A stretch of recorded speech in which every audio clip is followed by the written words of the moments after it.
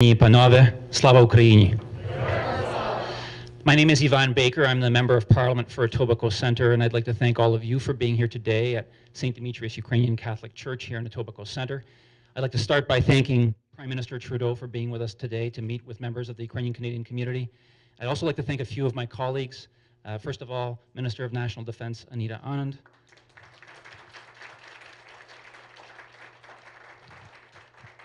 And several of my MP colleagues are here today, and I'd like to introduce them.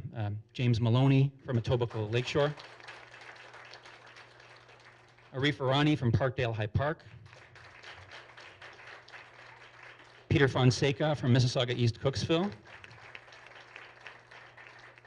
And I'm looking for Kirsty Duncan from Etobicoke North. Where's Kirsty? There she is. So I just wanted to say a few brief words, and then I'll pass it over to the Prime Minister, if I may. Last week, Vladimir Putin started an unprovoked full-scale invasion of Ukraine. And I think the Ukrainian people have fought incredibly courageously, with great resilience, and I think that has inspired Canadians, and it's inspired people around the world. This is, of course, a threat to Ukraine's sovereignty as the Russian military continues to advance. It's a humanitarian crisis, with the Russian military shelling civilian positions, hospitals, apartment buildings, kindergartens, a nuclear power plant yesterday. But it's more than that, it's a threat to our global security. And so those Ukrainians who are fighting so courageously are not just fighting for their own freedom in their own homeland, but they're also fighting for all of us. And that is why it's so important that we fight for them. I can tell you that the MPs in the room, many MPs outside this room, have been fighting for them. And we've spoken many times with the Prime Minister, many times with Minister Anand, to advocate, to offer suggestions as to what Canada can do, along with our partners internationally. But the person who's been fighting and who's been leading that fight is Prime Minister Trudeau. And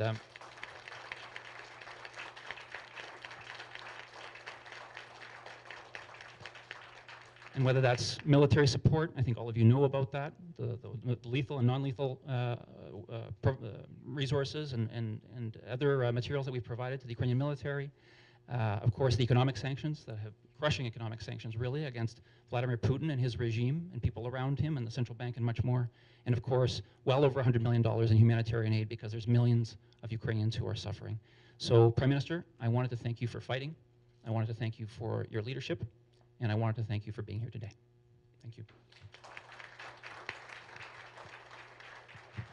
Thank you, Ivan. And I just want to start by thanking you once again for being such an extraordinary voice in our caucus, in our team, but also just in Parliament and in Canada, carrying the voice of Ukrainians through this. I first want to say I can't imagine what you and the entire community are going through right now. The mix of emotions, obviously a deep sense of sadness that this has come to this, rage that this is happening, mixed in with perhaps a little bit of pride that the entire world gets to see just how strong and courageous and resilient Ukrainians are, but such a deep sorrow that it had to come to this. What is happening is an incredible tragedy. A tragedy for the Ukrainian community, tragedy for Ukrainians all around the world, but also a tragedy for the world. And it was very much something that we didn't want to see happen, something that the world has been warned since Crimea. Since Crimea, Canada stepped up with Operation Unifier to help train up the Ukrainian military that is right now fighting like lions. And we can give thanks to the Canadian armed forces who were there to help give them the tools to show the world what they're made of.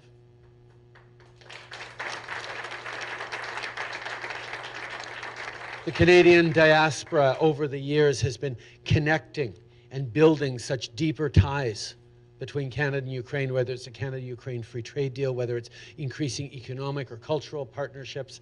Every year on the House of, in Parliament, the Ukrainian interns are everywhere, and an incredible sign of not just the connection, but the work we're doing together to build a better democracy, a better country, a better path forward in Ukraine, done by Ukrainians themselves.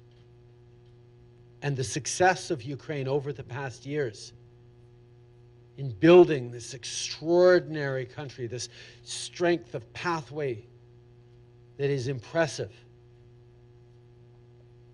Well, that was a direct threat to Vladimir Putin's view of authoritarian and Russian dominance. And we've come to a moment that, quite frankly, we've seen coming over the past years.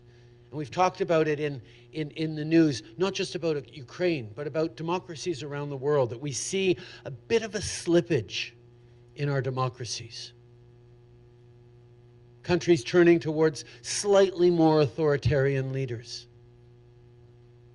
Countries allowing increasing misinformation and disinformation to be shared on social media, turning people against the values and the principles of democracies that are so strong. And that slippage over the years unfortunately emboldened Putin and made him think that he could get away with this, that he could get away with it in Ukraine. But what a terrible mistake he made in underestimating Ukrainians and underestimating the level to which democracies would stand and do what he never expected us to do, which is push back hard. But I will tell you, it wasn't automatic. There were a lot of places around the world that said, oh, it would be a real shame if Putin were to invade Ukraine. But in the back of their mind, we're thinking, well, he did that with Crimea, and we kicked him out of the G8, made it back to the G7. But other than that, there wasn't a really strong, clear pushback. And I can tell you that there were people wondering if this would be the same. Oh, maybe he'll just take the Donbass. Maybe he'll just come in a little ways. Maybe even if he does come in, it's just Ukraine. We'll try and calm things down a bit. And the thing that convinced the world more than just about anything else was all of you, was Ukrainians themselves, standing with such strength and such courage in the face of this overwhelming adversary,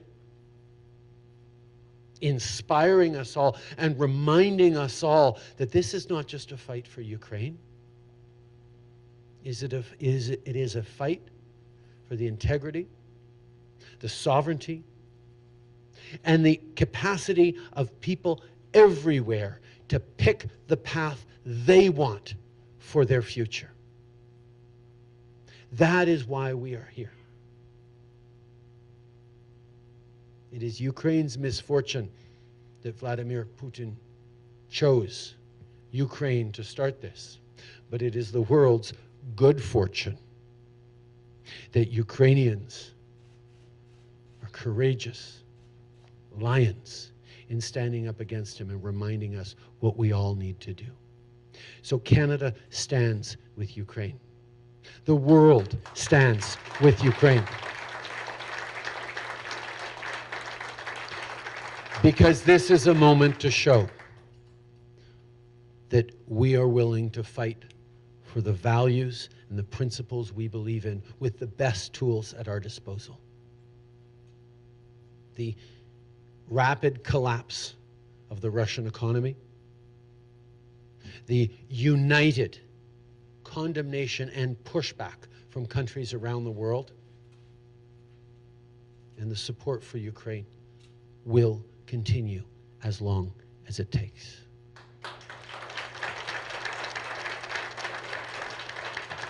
Je pourrais en dire bien plus, mais sachez qu'on va être là pour vous soutenir, on va être là pour vous appuyer, on va être là pour le peuple ukrainien aussi longtemps que ça prendra. I'm looking forward to coming around and saying hi to as many of you as I possibly can, so I will cut off my speech here, but just say thank you for your strength. We are with you in your grief and in your courage. Slava Ukraini!